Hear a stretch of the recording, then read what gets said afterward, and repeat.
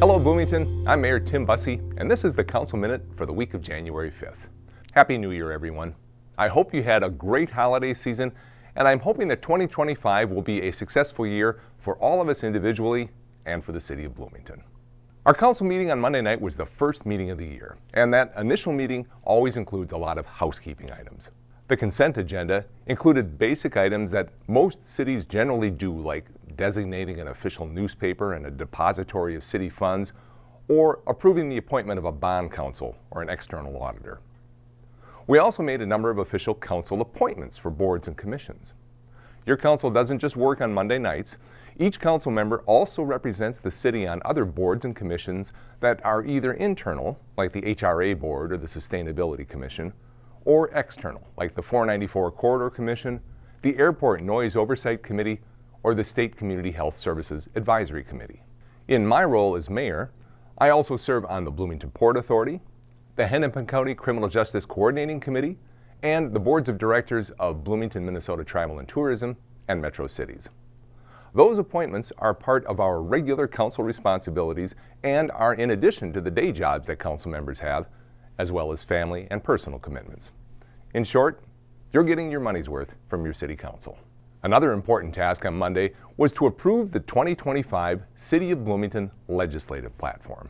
The title Legislative Platform sounds very formal, but the platform is simply a list of priorities that Bloomington will either work on or support during the upcoming legislative session. Now, some people are surprised that the city has legislative priorities, but it's pretty standard practice for cities to do so, and there has been a legislative priorities document for Bloomington for as long as I've been on the council. Others may wonder if it's appropriate for one level of government, the city, to be lobbying at another level of government, the state. But again, it's not all that uncommon. There's a saying in the public policy world, if you're not at the table, you're on the menu. I'd prefer Bloomington to be at the table. The legislative platform includes two items that we hope to see included in the state bonding bill.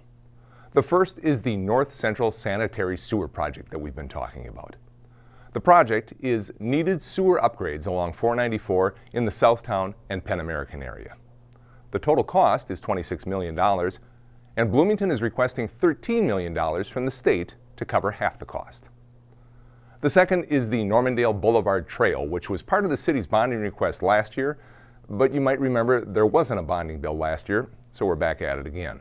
The trail would be a replacement and a big upgrade for the trail that runs alongside Normandale Boulevard between 94th Street and Old Shakopee Road.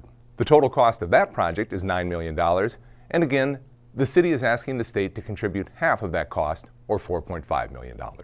Other priority items in the legislative agenda include lifting the liquor prohibition at Dwan Golf Course. Right now, state law only allows the sale of 3-2 beer at Dwan. Extending for another 6 years the property tax exemption for the Ramada property. That's the old Thunderbird Hotel site that is a prime development site owned by the city, and we're asking for a bit more time to determine the best use of the property. Funding for the installation of rooftop solar panels on city buildings, including Bloomington Ice Garden, Civic Plaza, the 82nd Street Water Reservoir, and the Public Works North Garage. And funding for Bloom in Bloomington, Bloomington's workforce development program. Beyond the Bloomington-specific items, the entire legislative platform speaks to the city's priorities on broad topics like economic development, the environment, housing, and public safety. The city used a new process this year to develop the platform that included a new staff legislative action team. They worked closely with our city lobbying teams, the city manager's office, and the council to create a legislative platform that reflects Bloomington's priorities and needs. And finally today, the council had a good discussion on a variety of standards and requirements in Bloomington City Code that are applicable to small businesses, which can sometimes present barriers to businesses opening and operating in Bloomington. The council added this project to the Planning Commission work plan last year with the goal of identifying and possibly changing some of these standards. The results of these efforts could potentially make it easier and less costly to start a small business in Bloomington. The standards and requirements we talked about weren't anything big or fancy. It was actually pretty mundane items, including exterior building materials, parking and loading, rooftop equipment screening, trash and recycling storage, odor control, and grease interceptors. Now, nothing on that list may jump out at you unless you're an entrepreneur trying to get your small business open. The council and staff have been working hard to find ways to make Bloomington more small business friendly, and these potential code changes are an important part of that. The list of items discussed might also jump out at you if you're the owner or a resident of a neighboring property that could be impacted by these changes. The trick, of course, is to balance the potential benefits to small business with any potential negative impacts on the health, safety, and welfare of the larger community.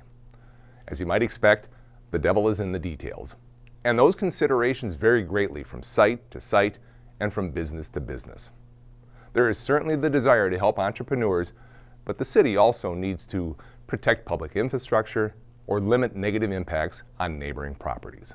That's why there has been and will continue to be a significant amount of public engagement on this topic. The Planning Commission previously reviewed this information and will hold a public hearing in March, and the City Council has a public hearing tentatively set for April. And of course, you can learn more and weigh in on Let's Talk Bloomington. That will do it for this week's Council Minute. Thanks so much for joining me today. Until next time, stay safe, Bloomington.